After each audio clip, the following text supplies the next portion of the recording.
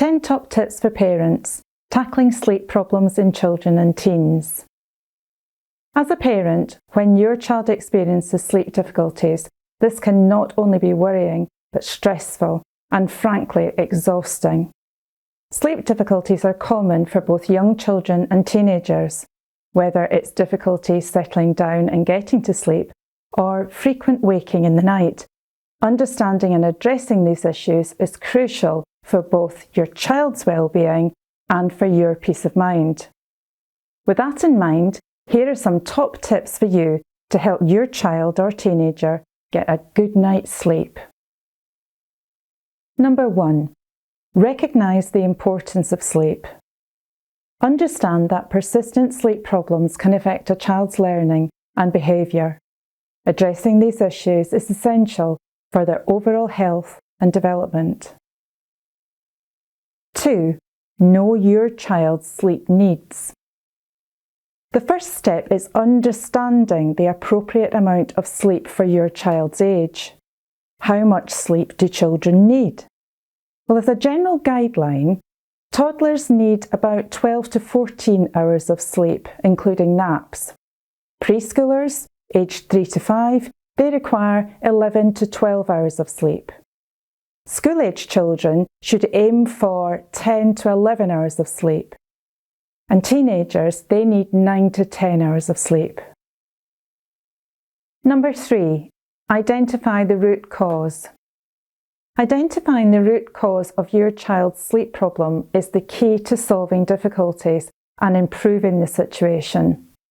Several factors can contribute to sleep problems in children, including separation anxiety, bedtime fears, bad habits, and irregular sleep schedules. Diet can also cause sleep difficulties, particularly high-fat foods, for example crisps, cheese, butter and fried food, and drinks containing caffeine such as fizzy drinks, energy drinks, hot chocolate and coffee. Remember, caffeine can also be present in foods such as chocolate and coffee-flavoured biscuits, cakes and desserts. It's important to avoid eating high sugar foods before bedtime as they cause blood sugar levels to spike and then crash. These fluctuating blood sugar levels can cause a restless sleep pattern. Number 4. Establish a consistent sleep routine. A bedtime routine for children is essential.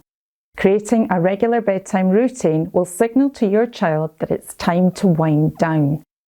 This routine can include calming activities like a warm bath, a short bedtime story, or quiet time, especially time away from television, computer screens, game consoles, and mobile devices. Consistency is key, so repeating the winding down routine every night is essential. Number 5. Address daytime sleepiness. As adults, we know that if we don't get our usual amount of sleep, we feel tired the next day. Your child is the same, and this can cause them to nap during the day. The problem is that this in turn can cause difficulties getting off to sleep at night, so you can end up in a cycle of disrupted sleep patterns.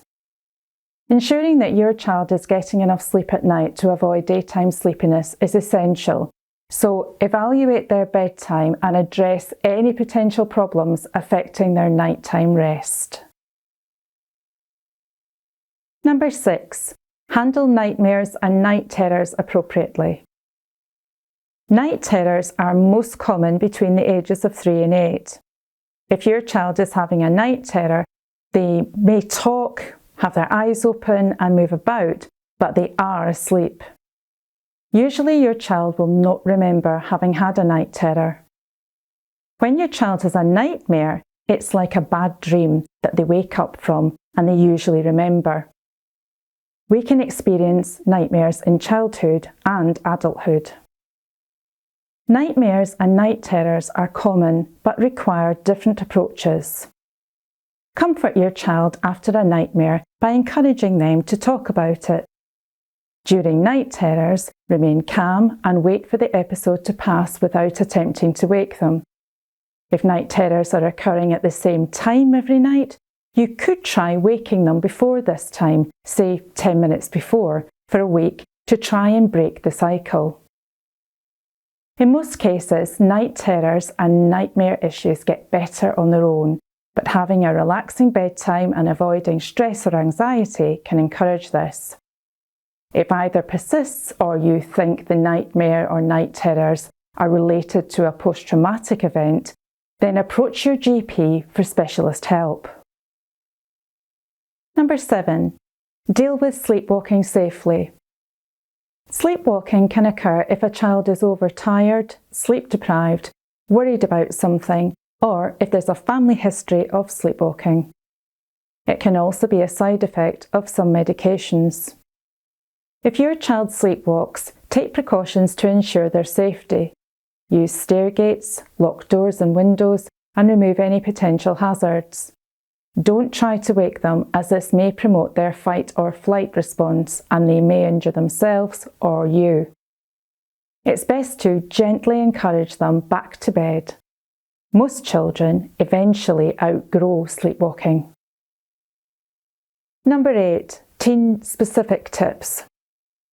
For teenagers, establish consistent bedtimes, limit weekend sleep-ins, encourage pre-bedtime quiet times, discourage daytime napping, promote outdoor activity, restrict the foods and drinks in tip 3, and avoid vigorous exercise close to bedtime.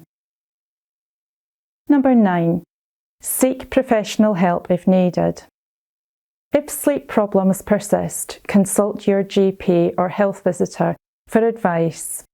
If necessary, they can refer your child to a specialist for a more in-depth assessment. Number 10. Understand uncommon causes. While less common, issues like obstructive sleep apnea, restless leg syndrome, narcolepsy and substance misuse can affect sleep. If you suspect an underlying health problem, consult your GP for support. Remember, every child is unique, and finding the best strategies for your family may take some trial and error. Patience and consistency are key components of establishing healthy sleep habits for children and teenagers alike.